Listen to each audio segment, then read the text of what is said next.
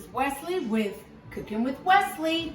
So today is the day before Thanksgiving. And what I'm going to do is prep everything today, but I will be doing my desserts today. So with that being said, I'm going to get started with a peach cobbler. And so I have my peaches in this pot right here. But what I'm going to do, I'm going to do individual peach cobblers. I'm going to put my crust in here, add my peaches, and I'm going to go step by step.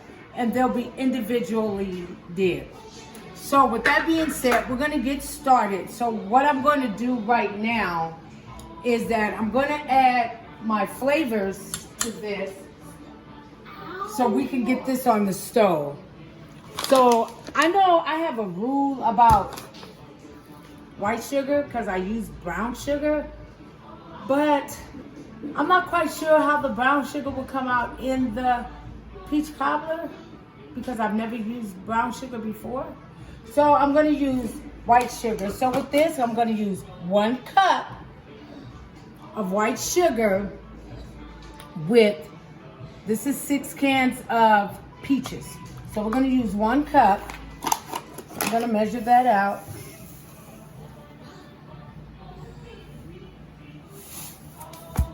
And that's a cup. We're going to add that. I usually do everything by ear, by just me knowing, but a lot of people wants to know, wanting to know, like, how much of that did you use and how much, when I usually I just know. So, but with that being said, I'm gonna give you starters, a teaspoon of the ground ginger. Ginger or ginger? No, ginger. Ginger. It was just a joke. So, make sure I'm getting the chunks. And we're going to use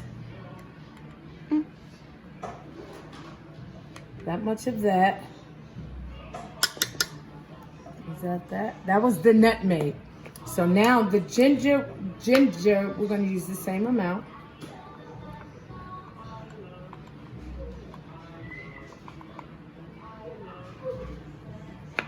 And then we're going to use ground cinnamon.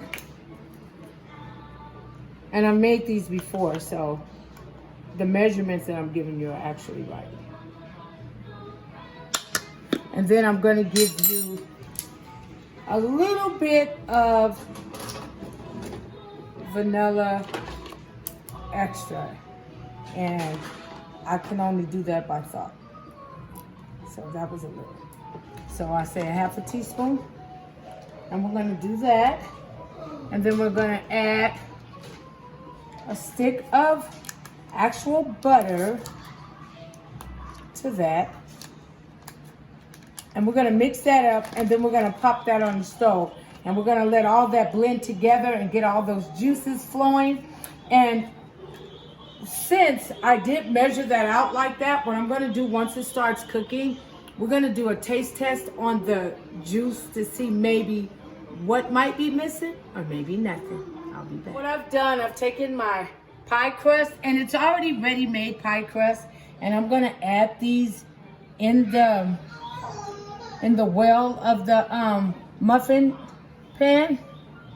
And we're going to get these all ready. We're going to pre-brown them just a little before we put the peaches in here.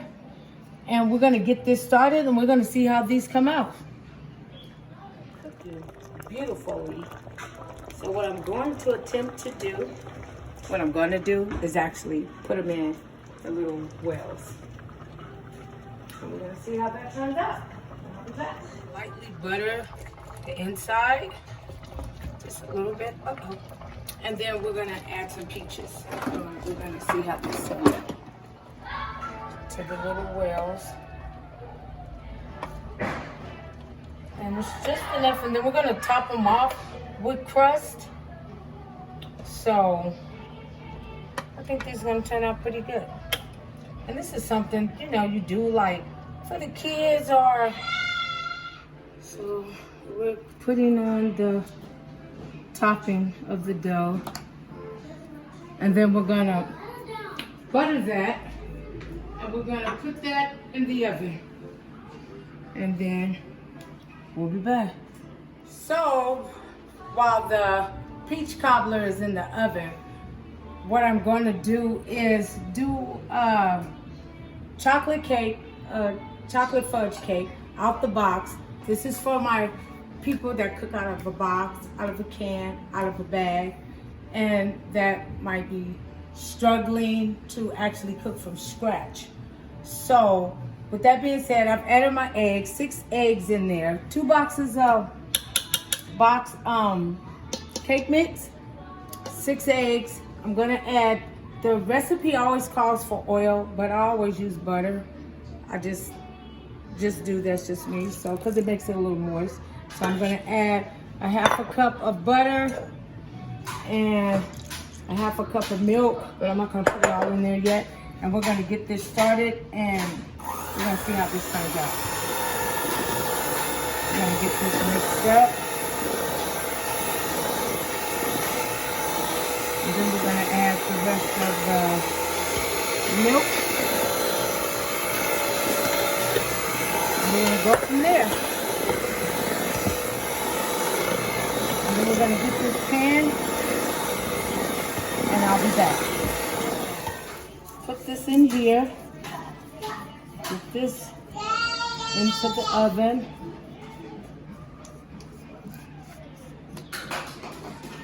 And it's a, you know, when I first started baking, I started from scratch because my mom baked from scratch. And then when I learned how to cook out of a box and I had to read directions, I was like, it never came out the way the directions say. So I just do my own thing. I get the box, but I know it'll call for 2-3 eggs, so I'll do that. But I always put a twist on it. I'll eliminate like the oil for butter, or whatever it calls for. I always do something different because that's just me. But this is out of a box. We're gonna get this in the oven and we're gonna see how that turns out, and I'll be back. So right here is gonna be a little bit of my broth for my dressing. So I have the neck of the turkey, the heart, you know, the insides, outside of red bell pepper, orange bell pepper, green bell pepper, as well as celery and onion, so, and a little seasoning. So we're gonna let this just cook until that meat on there is tender, and then that's gonna go into the dressing. So I'm gonna mix my cornbread for my cornbread dressing. We're gonna get this all mixed so I can make my dressing. So what I do, I have cornbread mix, and I have milk, and I add eggs. So I can get this dressing prepped. So we're going to get this all mixed up, and then I'm going to show you the outcome. And I'll be back. In the oven, and let it get golden brown, and then we're going to show you how to make the dressing. So the little peach cobblers that I made came out. So I'm just gonna cut that down because these are really good with the kids. Put some ice cream on them, some whipped cream. Look at that. Look at that. Just something, you know, something different for the kids.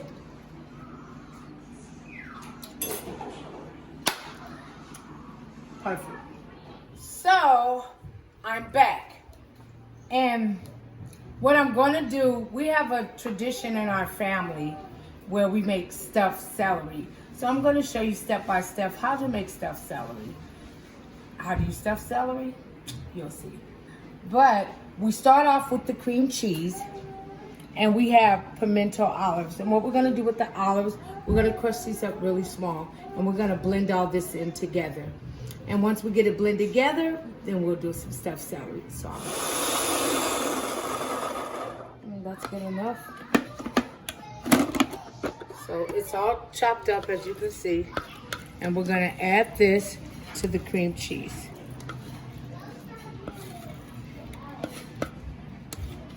And this is something easy maybe for an olive lover, celery lover, but it's really good. It's been in my family since I was a kid, or before I was a kid, because we grew up with it, always on a tray at the table,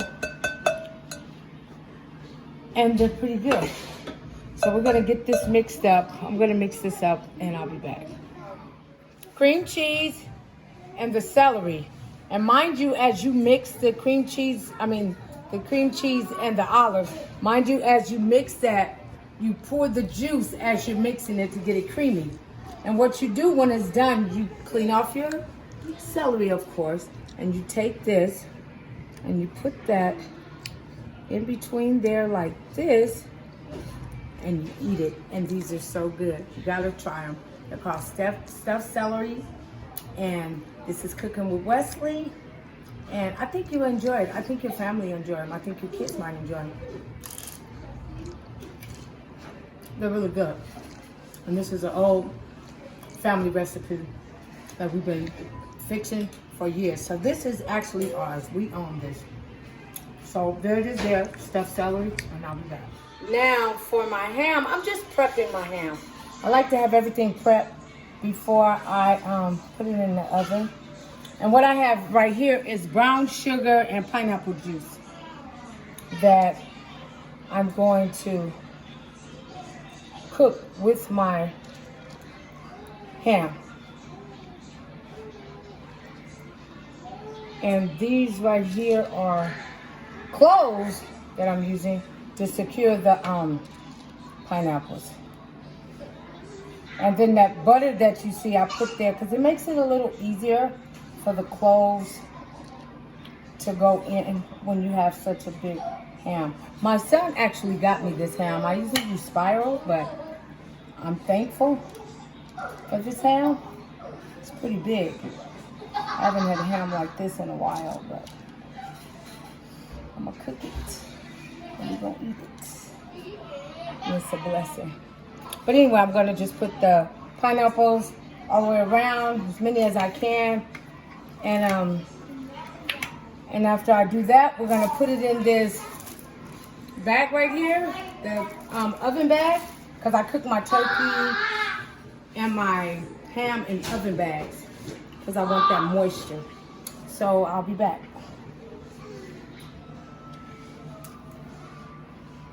I have it in the turkey bag, and then I'm going to pour that juice in there. So as it cooks with the brown sugar and the pineapples, it gives it that sweet, salty taste. I like sweet, salty. I think my family do too. So we're gonna pour this in there on top. And get that in there really good. And there it is there. And when it's ready to go in the oven,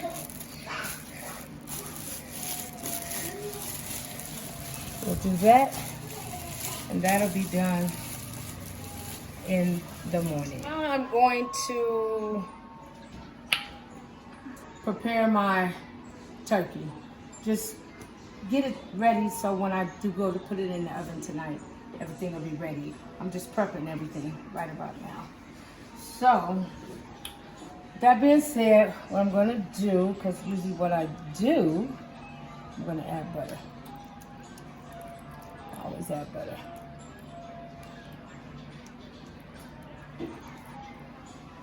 Get it buttered really good.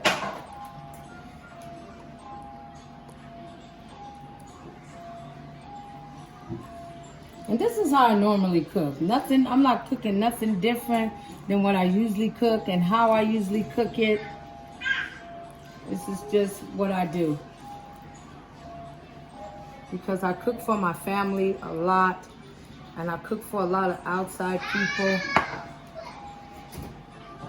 With that being said, I'm doing that, and I'm taking something out the oven at the same time. So we're just gonna keep moving right along. Stay focused on that turkey right there. I'll grab this out. And I'm gonna sit that right there. And I'm back. So, but yeah, so we're gonna get this did like this. And this part of the butter that I have, I'm gonna put that in there. And yes, I like cooking with butter. I do. And then I'm going to season my turkey. And I'm gonna put this in a turkey bag with some soy sauce and some seasoning and some bell pepper and some celery and some onion and let all those flavors cook. But for right now, I'm gonna use me some ground cayenne red pepper. Cayenne. Okay, Kai and Yan. Look, Kai and Yan. So we're gonna season the front first. Try to get that going good.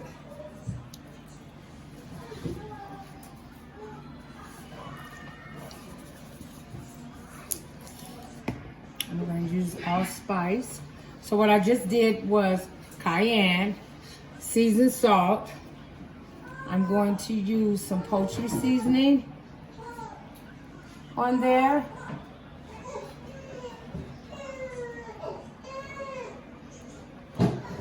This is gonna turn out really good. And so I'll use the pepper. And then I'm gonna use some allspice, which this right here is a complete seasoning.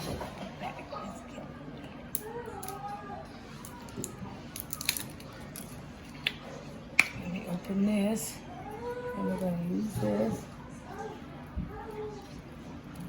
Looks good. Okay, and then we're gonna season the back, and I'll be back. I got green onions in between here, butter, some bell pepper, some celery, and this right here is my soy sauce, onions, bell pepper. We're gonna put that in there, and then we're gonna let this sit overnight or late night, and then we're gonna pop it in the oven. But that's how it looks. That looks good too. All right, so my cornbread is done. So I'm gonna mix this. I'm gonna add seasoning salt, some poultry seasoning. I'm gonna add my broth.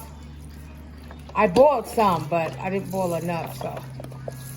And I got my gizzards cut up in here, my liver, bell pepper, onion is all in here. So we're gonna mix this up and get it ready for the oven for tomorrow.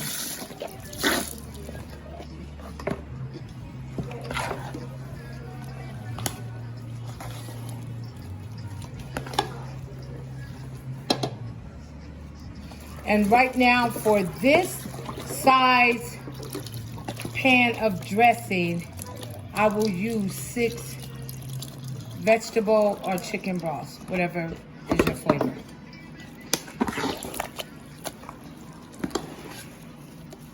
And we'll get that mixed up really good.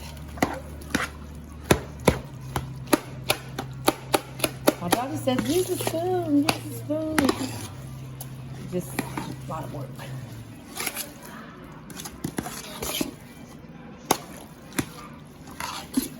And it has all those different flavors, all those different, and then this is traditional stuffing in a box. I'm gonna add that because of course I'm making a full can. That's why I said 6 containers.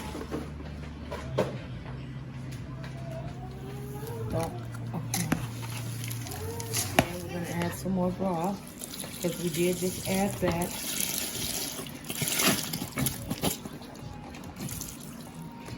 And for my young viewers out there that's actually cooking from a box, a can, whatever the case may be, just take your time. You can make whatever it is out of a box, a can, tastes just as good if you did it from scratch. Don't get it twisted. Everybody don't cook from scratch when they go in their kitchen. They will go and open up a can of string beans, a can of corn, or make a cake out of a box, a pie out of the box, whatever the case may be. But just when you do it, just, you know, if you have to follow directions on the box, sometimes, upsets are a little, they help you. Cause mine's helped me. When I get little stuff that don't come out right, then I know what not to do the next time and what I didn't do with that I should have done.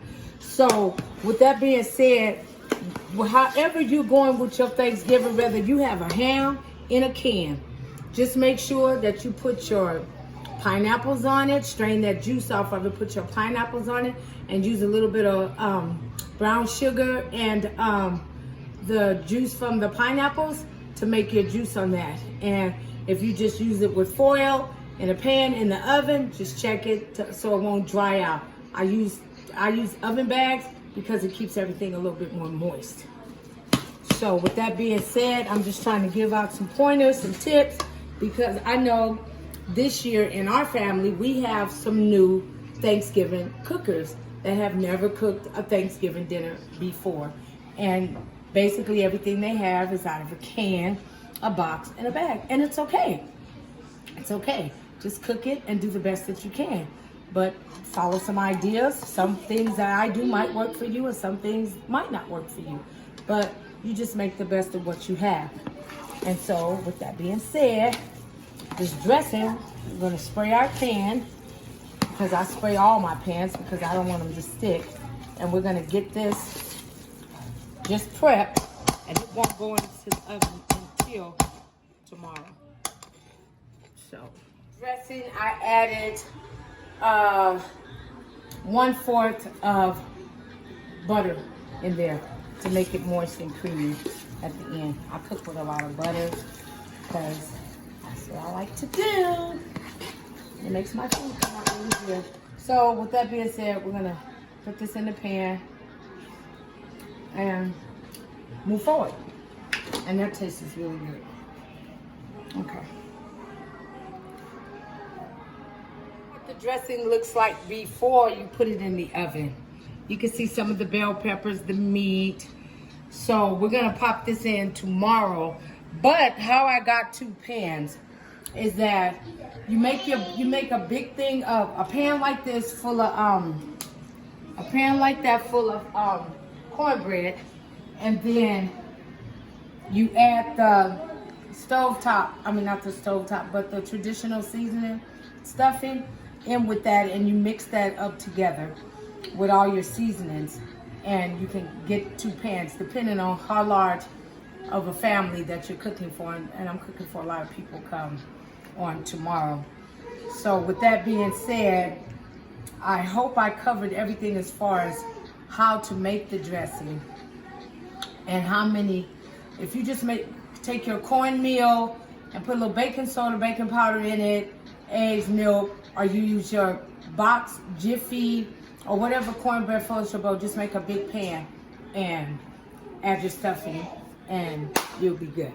So we're gonna wrap this up, foil it up, put it away, and we'll resume tomorrow with the yams.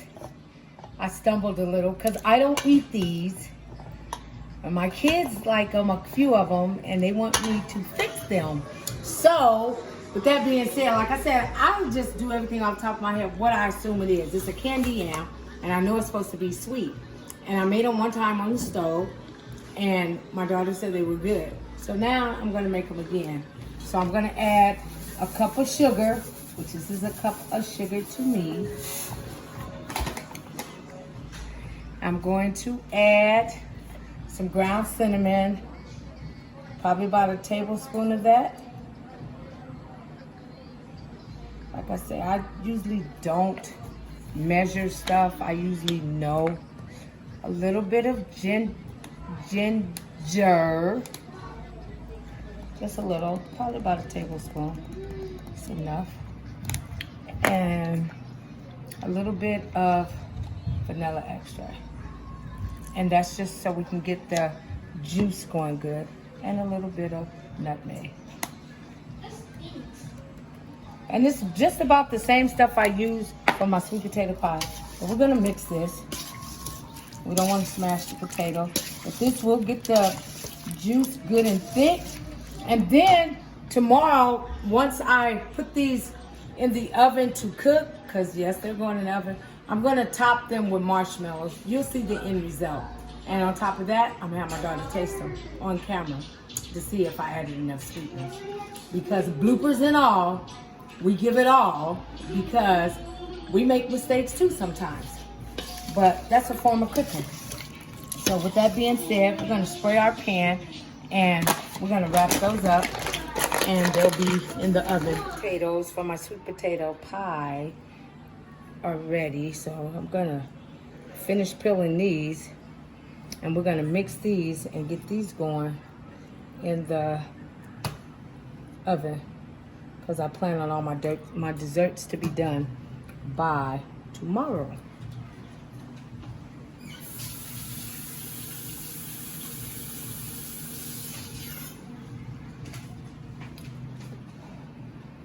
So we're gonna start that and I'll be back. So with my sweet potatoes, I'm gonna add this condensed milk. I'm gonna add that.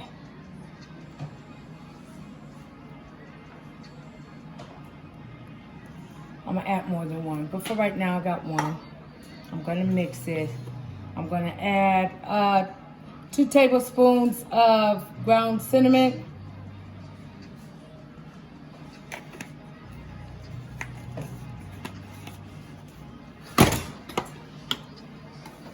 I'm gonna start by mixing this first with just that.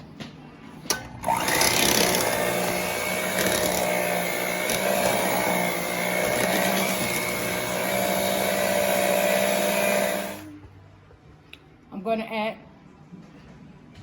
nutmeg. I use that off the top of my head, so 2 tablespoons and a half, I guess. And a little bit of vanilla. I'm gonna add some brown sugar because I don't really like white sugar. So I'm gonna add a cup and a half of brown sugar. And we're gonna mix this first.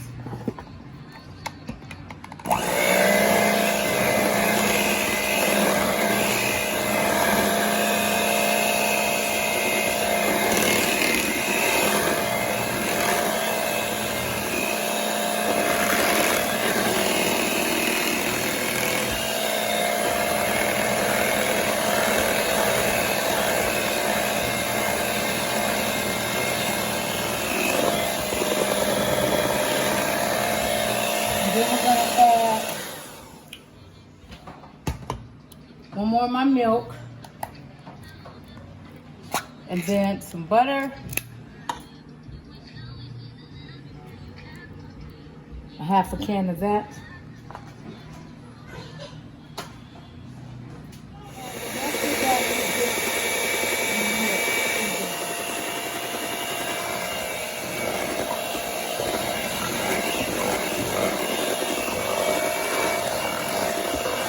Get that good and creamy. And we're going to put it in the pie there.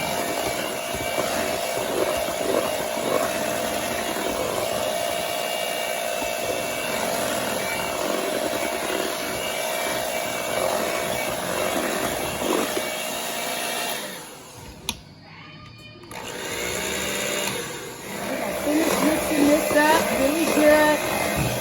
See our pre-cooked pie crust a little bit. I gotta talk a little loud over the blender so you guys can hear me. And I did share that I put cinnamon, nutmeg, ginger, and brown sugar in here. I really don't care for white sugar. And if I cannot use it, I will not use it.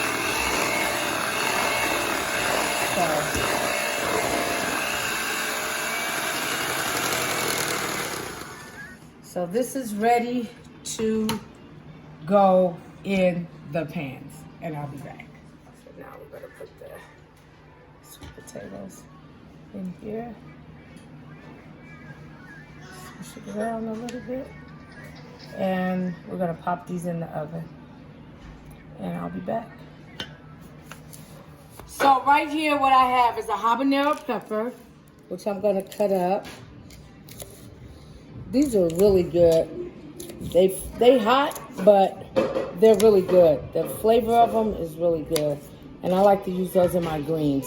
So with all my viewers that don't know how to make fresh greens, that cook in a can, a box, or a bag, like I said, I don't care what people cook out of, because at the end of the day, you can make it taste just as good as if it was fresh. So what I did today, I made canned greens. And my canned greens usually go over with a blast, but I'm doing this for my viewers that might not know how to cook fresh greens. Yeah, it would have been easier probably for me to show them how to cook fresh greens, but right now I'm going to show them how to make their canned greens even better. So my canned greens, I have them in the crock pot, and I'm going to add these. I'm going to season them up with a little seasoned salt, a little garlic powder, and a little bit of black pepper. And I'm going to let these cook all night. And when I say all night, they won't dry out, they won't let them. Trust me, I know, because I cook like this all the time. And so what I'm gonna do, I'm gonna let these cook. I have some smoked neck bones over here that I'm gonna let cook, and then I'm gonna incorporate them together and let them cook together, and that's gonna blend the seasonings together. So with that being said, I'll be back. Okay, so now with this, we're gonna do a red velvet. We're gonna do red velvet cupcakes. And those are gonna, with cream cheese topping. So what the box calls for is 3 eggs, I believe 1.5 cup of oil, or half a cup of oil, a cup of water, 2 cups of water. For me, I use butter, and I use it because it makes them moist. It really does. And we're gonna use a cup of water, but I'm gonna try half first. And we're gonna mix it.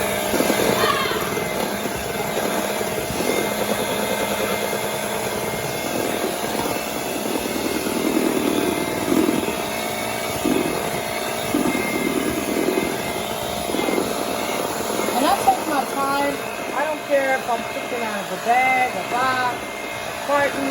I take my time and whatever it is, because I take a lot of pride in cooking for my family, food, germs, the whole nine. And I try to get it as best to perfection as I possibly can. And I make sure I'm constantly wiping up.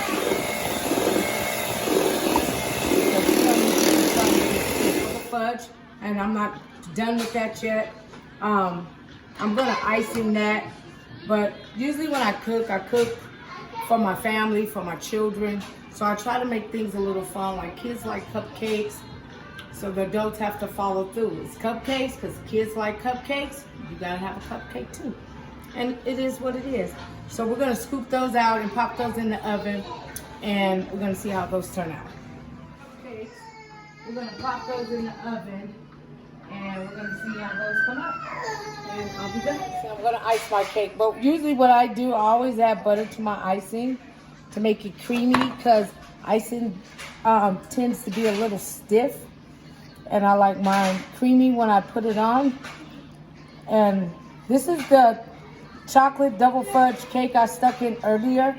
I've completely let it cool while I did a few other things. And of course, yes, I always cut to make sure that it's moist inside there so you can see it. I did that so you can see that it's moist in there and it's not dried out. And so we're gonna mix this, and then we're gonna add it on top of the cake, and we'll be done with this and we'll be good to go. So we're gonna add some icing on there. And with the butter, it's a little smooth and creamy. And I'm not gonna take it out this pan. I'm actually gonna leave this one in because I got a lot of pans that I'm using.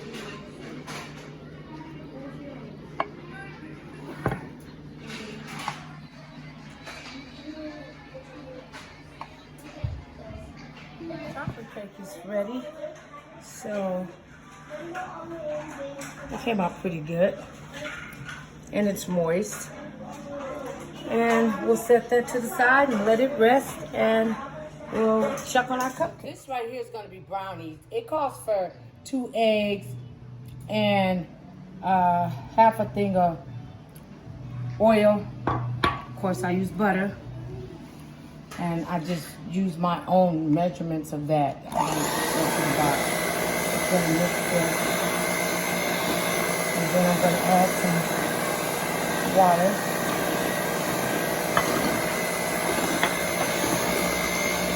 That all mixed up.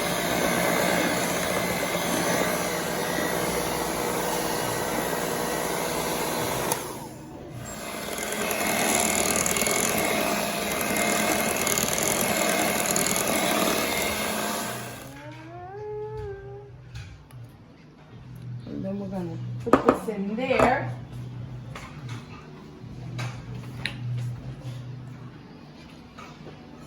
We're gonna add this in there because this is just brownies.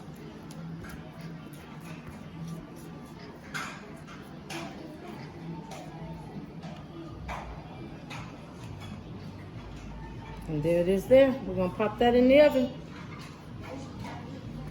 And all the desserts for tomorrow will be done once I'm done with the cupcakes. So I'm gonna use, for this macaroni, I'm gonna use medium egg noodles, this type. Usually I use the elbow, but sometimes I like to put a twist on macaroni and cheese and use these. I don't wanna be like everybody else. So we're gonna add these to the water because the water's been sitting here getting hot. We're gonna add those and we're gonna let those get soft. And then we're going to make macaroni and cheese out of them. And there it is then. So the noodles are ready.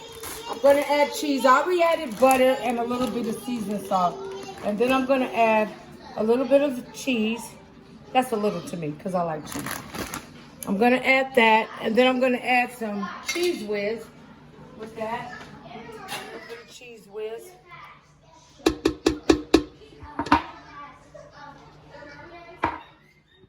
Add a little bit of milk. Gonna mix this up really good. I like using different noodles sometimes because everything ain't gotta always just look like macaroni and cheese. And some people don't know how to cook them elbow noodles right. This right here, once it hit the water, it automatically just does its own thing. But anyway, so we're gonna use these for the macaroni this time. So I'm gonna mix that and I'll be back. So the macaroni and cheese is prepped. Tomorrow, all I have to do is just pop it in the oven. And there it is. I've been cooking since 10 o'clock this morning. It is exactly, I think like 8:11. 8:11 right about now. So all I have to do tomorrow is do my mashed potatoes, my gravy. I got my greens on. I got my neck bones on. And so we're gonna wrap it up because we've been actually filming for the last few hours. So we're gonna wrap this up. This is Wesley with Cooking with Wesley. All I'm doing is making ordinary food with just a touch of love. Happy Thanksgiving. We'll stay tuned for tomorrow.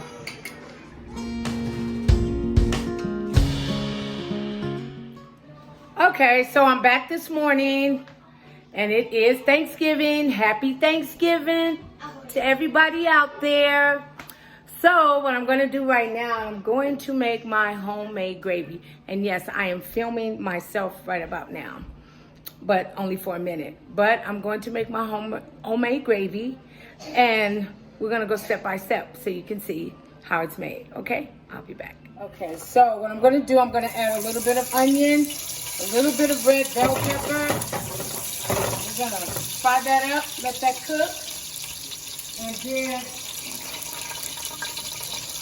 I'm gonna stir in some flour. A lot of people can't do gravy off the top. They either have to fry chicken or they need gravy packed. I tend to make my own gravy. It's called clean gravy. You know, I will make it if need be with if I fry chicken or something like that. We're gonna sprinkle in some flour. Put this flour in there, and you need enough flour for the grease. You need to get that in there really good, mixed up really good. And then what you're gonna do, you're gonna let this brown. Either you can have it light or you can have it dark. It's whatever floats your boat. But today, since we're having dressing, we're gonna have a dark gravy. So we're gonna let this cook a little bit. And in the process of letting that cook, have you some water on hand. And just watch how that browns. That's what you want it to do, brown.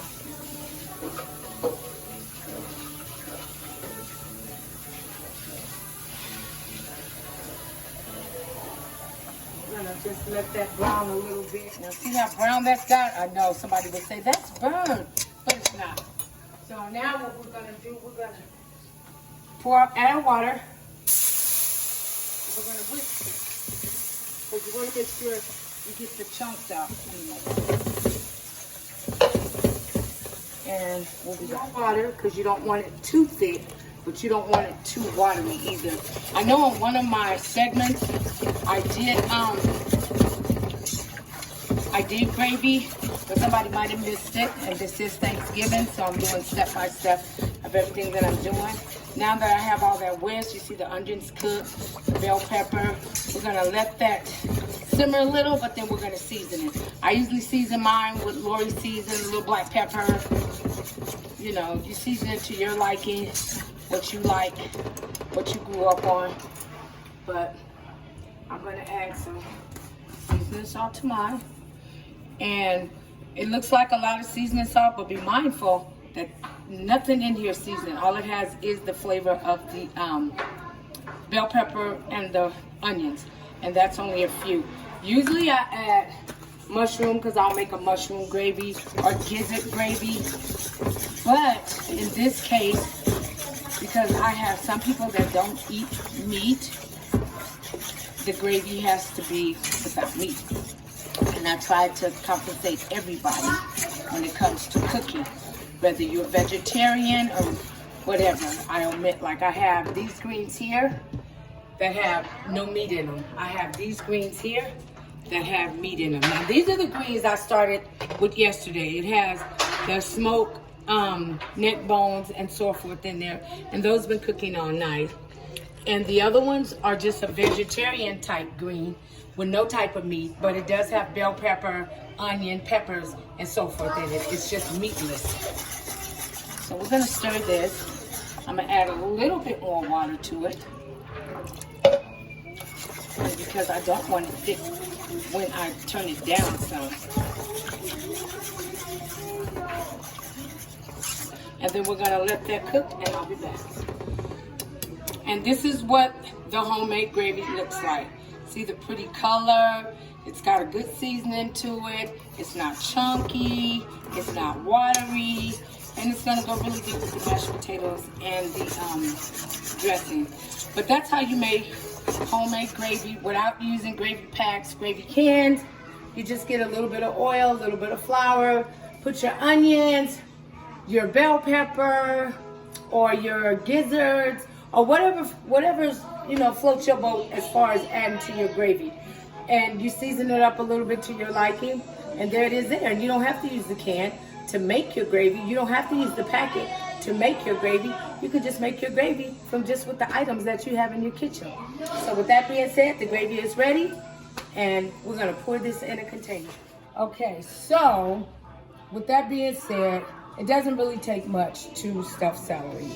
And it's just the olive juice and the cream cheese.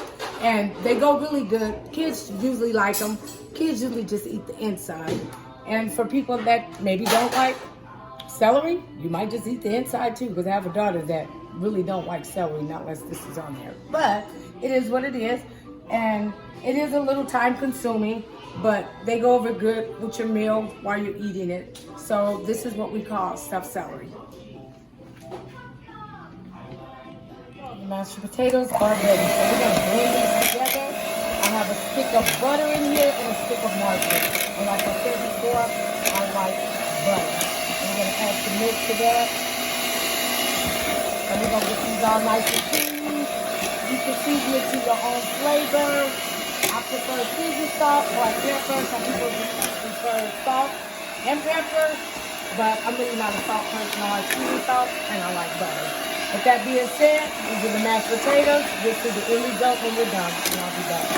These are the mashed potatoes. They're ready, fluffy, little cheese, sprinkle them with a little parsley, and then bon appetit. And there you have it, mashed potatoes. So, the dinner's ready. It's time to eat. 2 days, little tired, but this is what it looks like.